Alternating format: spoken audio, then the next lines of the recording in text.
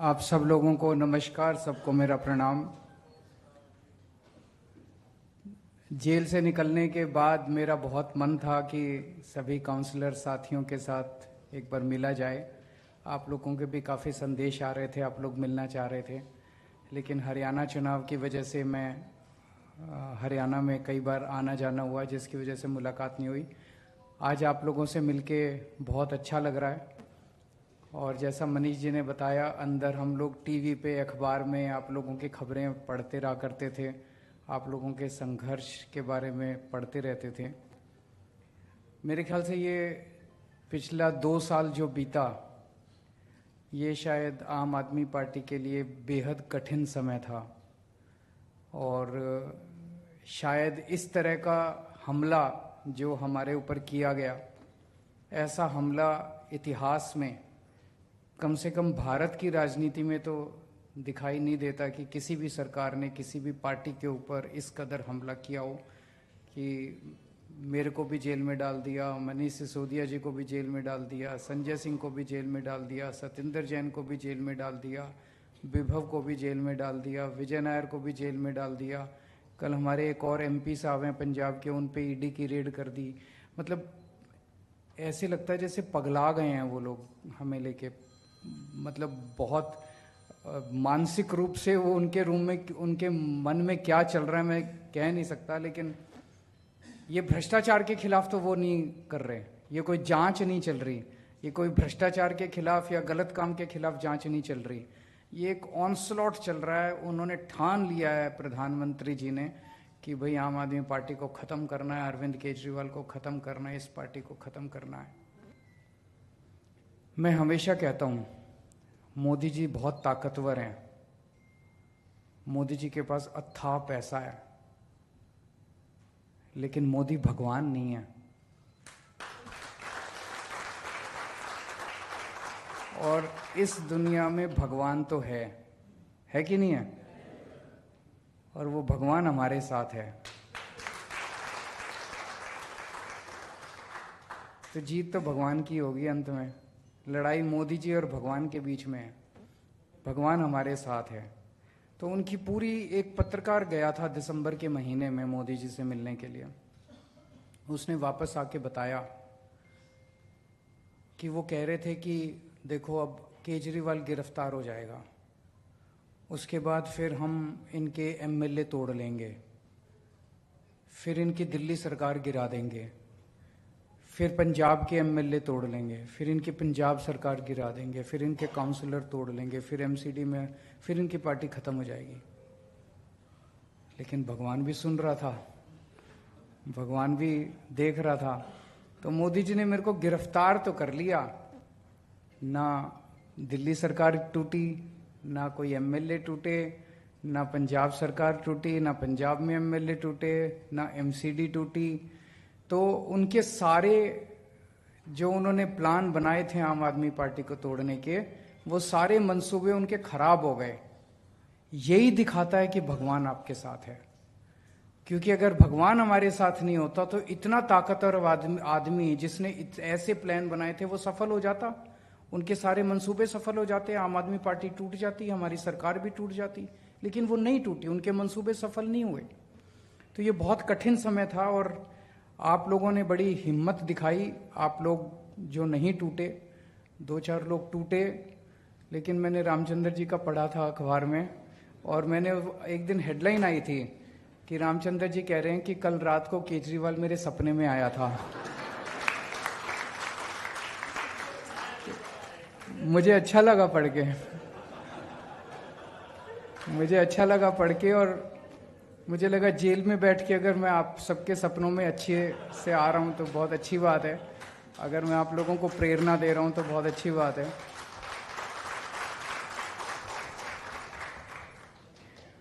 अभी गोपाल जी ने बड़ी अच्छी बात कही। मैंने वहाँ गीता बहुत पढ़ी, कई बार पढ़ी गीता, आप लोग भी पढ़ना, और बहुत प्रेरणा मिलती है और बहुत कुछ शांति मिलती है। जब आप बड़ी कठिन परिस्थिति में होते हैं तो उसमें समाधान मिलता है और आदमी को बड़ी शांति मिलती है। कठिन से कठिन समस्या को डील करने का एक तरीका, उपाय मिलता है। तो अभी गोपाल जी ने जो कहा वो बड़ी अच्छी बात कही कि सब दुखी हैं। जिसको टिकट मिल गई वो भी दुखी है, जिसको टिकट नहीं मिली वो भी दुखी है। टिकट मिलने के बाद चुनाव लड़ा, जो जीत गया वो फिर भी दुखी है, और जो हार गया वो फिर भी दुखी है। अब जो जीत गया वो सोच रहा है मेरे को एमएलए की टिकट मिल जाए। ऐसा नहीं कि जो एमएलए हैं वो सुखी हैं, वो भी दुखी हैं। अब एमएलए सोचता है मैं मंत्री बन जाऊं, जितने मंत्री हैं वो भी दुखी हैं।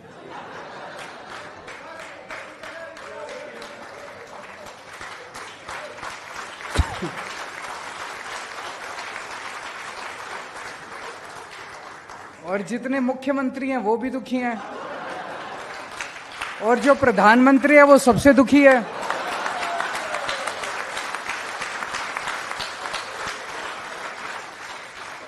प्रधानमंत्री को समझ नहीं आ रहा है केजरीवाल को काबू कैसे करें, जबकि केजरीवाल एक छोटा सा आदमी है। तो सबसे इंपॉर्टेंट चीज जिंदगी में है खुश रहना, है कि नहीं है? बाकी सारी चीजें इंपॉर्टेंट नहीं है। लड़ते रहो जिंदगी में, कभी ये टिकट मिल जाए, कभी ये जीत जाए, कभी मंत्री बन जाऊं, कभी खुशी नहीं मिलने वाली। खुशी तो जो आज है, जैसा है, उसी के अंदर खुशी मिलेगी। ये गीता की सबसे बड़ी। तो जिसके पास कुछ आपसे कम है उसको, उसकी तरफ देखो और उससे आपको ये पता चलेगा भी मेरे को तो भगवान ने ज्यादा दिया। जैसे कभी कभी जेल में होते थे तो जेल में लगता था यार पता नहीं कब निकलेंगे, फिर मेरे को मनीष सिसोदिया ध्यान आता था कि इसको तो 1.5 साल हो गए और मेरा तो फिर भी परिवार ठीक ठाक है। इनकी पत्नी इतनी बीमार थी, बहुत ज्यादा बीमार है इनकी पत्नी, उसके बावजूद ये शख्स टूटा नहीं। और उसके बावजूद मेरे को पता है इनके पास कई बार उन लोगों ने अप्रोच किया कि केजरीवाल का साथ छोड़ दो, हमारी पार्टी में आ जाओ और आपको जेल से छोड़, टूटे नहीं है। तो इससे प्रेरणा मिलती थी। तो जिस व्यक्ति का संघर्ष आपसे ज्यादा है या जिस व्यक्ति को भगवान ने आपसे कम दिया है वो आपको प्रेरणा देता है, यार इससे तो ज्यादा ही मिला है मेरे को, खुश रहूं मैं। और जिस व्यक्ति के पास आपसे ज्यादा है, भगवान ने उसे ज्यादा दिया, उसकी तरफ देखो वो भी दुखी है। तो ये आपको प्रेरणा देता है कि ज्यादा हाय तौबा करने से खुशी नहीं मिलने वाली, सेवा करने से खुशी मिलेगी। केवल सेवा करो। जितनी खुशी आज जब हम लोगों से बात करते हैं, मेरे को सबसे बड़ा तो ये होता है जब अब ये बीजेपी वाले हरियाणा गए, हरियाणा में जाके वो कांग्रेस को गालियां दे रहे हैं। कुछ लोगों ने आम आदमी पार्टी, अरे तुमने 10 साल हरियाणा में क्या किया वो काम गिनाओ ना अपने। 10 साल में उनके पास एक काम नहीं है गिनाने के लिए। प्रधानमंत्री जी ने अभी लोकसभा चुनाव लड़ा, 10 साल देश के प्रधानमंत्री थे, उनके पास एक काम, उनके कई भाषण सुने। कहीं बोले टूटी चोरी करके ये लोग भाग जाएंगे, आपकी भैंस चोरी करके भाग जाएंगे। वो 10 साल उन्होंने बतौर प्रधानमंत्री क्या काम किया, एक काम उनके पास गिनाने के लिए नहीं है। ये बहुत शर्मनाक बात है। और आपकी पार्टी, पूरे देश में कहीं चले जाओ, कोने कोने में चले जाओ, आम आदमी पार्टी की बात करो, बोले हाँ इन्होंने स्कूल अच्छे कर दिए दिल्ली में, है कि नहीं है? हाँ इन्होंने मोहल्ला क्लिनिक बना दिए, हाँ इन्होंने अस्पताल अच्छे कर दिए, इन्होंने बिजली फ्री कर दी। तो बिजली, अस्पताल, स्कूल, पानी, फ्री तीर्थ यात्रा, महिलाओं का यात्रा, सीसीटीवी, ये चीजें तो पूरे देश में कहीं चले जाओ सारे गाते हैं आम आदमी। यही हमारी सबसे बड़ी ताकत है, यही हमारा संतोष है। हमारा संतोष ये नहीं है कि मैं मुख्यमंत्री बन गया, आपका संतोष ये नहीं है कि आप काउंसलर बन गए। हमारा संतोष ये है कि जो काम आज हमने किए 75 साल में कोई नहीं कर पाया, कल जब मरेंगे तो सुकून होगा, ऊपर वाले के साथ दरबार में जाके कह सकते हैं जी मैंने बच्चों को अच्छी शिक्षा दी थी, पढ़ाया था, हम लोगों ने बच्चों के लिए अच्छे काम किए थे। तो खुश रहना है। और खुश कैसे रहना है? जितना भगवान ने, ये भी गीता में लिखा हुआ है, जितना भगवान ने दिया है उसी से सेवा करने की कोशिश करो। आप सोचो फंड और मिल जाए ये, और कोशिश संघर्ष करेंगे और फंड भी मिले, स्टैंडिंग कमेटी भी मिले, पावर भी मिले। लेकिन आज आप जिस पोजीशन पे हो अरे कल तक तो हम कुछ भी नहीं थे। दिल्ली की झुग्गियों के अंदर मैं और मनीष सिसोदिया जी दिल्ली की झुग्गियों में घुमा करते थे हम। तभी शीला दीक्षित जी से काम करा लिया करते थे, धरने दे दे के काम करा लिया करते थे। आज तो फिर भी कोई काउंसलर है, कोई एमएलए है, कोई मंत्री है, कोई मुख्यमंत्री, आज तो फिर भी कुछ तमगा तो लगा हुआ है, तो कुछ ज्यादा ही काम करा सकते हैं, जो पहले हम कुछ भी नहीं थे तभी करा लिया करते थे। तो जितनी सेवा कर सकते हो जनता की अपने तन मन धन से, काम तो यही आएगी, सेवा ही काम आएगी और कुछ काम नहीं आने वाला। और पूरा सेवा भाव रखोगे, करके देख लेना, मेरे कहने से 3-4 दिन, अगले 3-4 दिन इसी भाव के साथ जीने की कोशिश करना, बहुत सुकून मिलता है। बड़ी टेंशन, जब से मैं गीता बहुत ज्यादा पढ़ी, बाहर आया हूं ना, बहुत सुकून में रह रहा हूं मैं। जितना भगवान ने दिया है, खुश रहो और जनता की सेवा करो, देश की सेवा करो। अब चुनाव आने वाले हैं। पहली चीज तो किसी भी चुनाव को हल्के में ले लेना चाहिए। अभी तो पता नहीं नतीजे क्या हैं, लेकिन आज के चुनाव से सबसे बड़ी सबक यही है कि ओवर कॉन्फिडेंस मत करना कभी भी। किसी भी चुनाव को हल्के में नहीं लेना चाहिए। हर चुनाव कठिन होता है, हर चुनाव में हर सीट कठिन होती है, मेहनत करनी है और लड़ाई मत करना। अपने अपने एमएलए के साथ लड़ाई मत करना, सब लोग मेहनत करना। मेहनत नहीं करेंगे तो, और इस चुनाव के अंदर सबसे इंपॉर्टेंट रोल आपका होगा, क्योंकि अब हम एमसीडी में हैं। जनता उम्मीद करती है भाई बेसिक चीज है, सफाई तो करेंगे, बाकी चीजें तो जनता माफ कर देगी, सफाई तो करेंगे।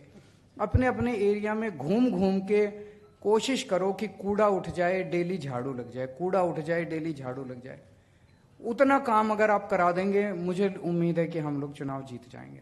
अपने अपने इलाके में इतना कर देना, मेरे कहने से लड़ना मत, लड़ाई झगड़ा अप्रैल में कर लेंगे। अपना ही परिवार है, परिवार में लड़ाई झगड़ा तो होता ही है, उसमें कोई गलत बात नहीं है लड़ने झगड़ने में। लेकिन अब लड़ाई झगड़ा हम अब मार्च अप्रैल में करेंगे। अभी चुनाव जीतना एकमात्र हमारा लक्ष्य होना चाहिए। फरवरी के महीने में चुनाव है, हम सबको मिलके उसके लिए काम करना है। बहुत बहुत शुक्रिया।